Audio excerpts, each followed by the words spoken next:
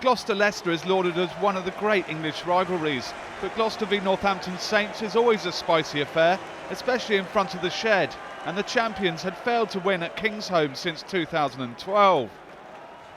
Gloucester's indifferent form had them languishing in the lower reaches of the table, but with a host of internationals back from Six Nations duty, there was plenty of hope for the Cherry and Whites. But it didn't start well. Two Stephen Myler penalties in the opening minutes gave the visitors a 6-0 advantage, but Greg Laidlaw responded with 3 kicks of his own to make it 9-6 after 20 minutes. Gloucester were playing some inventive rugby, and the pressure finally paid a few minutes later when James Hook went on a mazy run. The Welshman finding space behind Saints and chipping the ball through for Charlie Sharples to touch down. Laidlaw converted for a 16-6 lead, and when James Wilson was sin-binned for not getting out of the way, Richard Hibbard powered over from the resultant penalty to make it 23-6 inside half an hour after the conversion.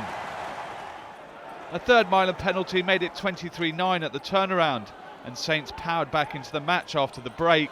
A returned Wilson taking advantage of a George PC kick, and suddenly the gap was down to 23-16 with the Myler conversion. But Gloucester responded straight away. Some great inroads made by Hook and Bill Meeks, paving the way for Johnny May and Sharples to punch holes, and prop Dan Murphy had the power to go over from close range.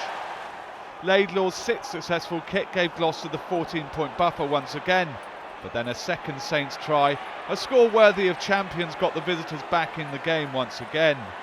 Wilson started it in his own 22, and then brilliant interplay between Jamie Elliott, Samu Manoa and George Peacey set the Kiwi fullback away for his second score.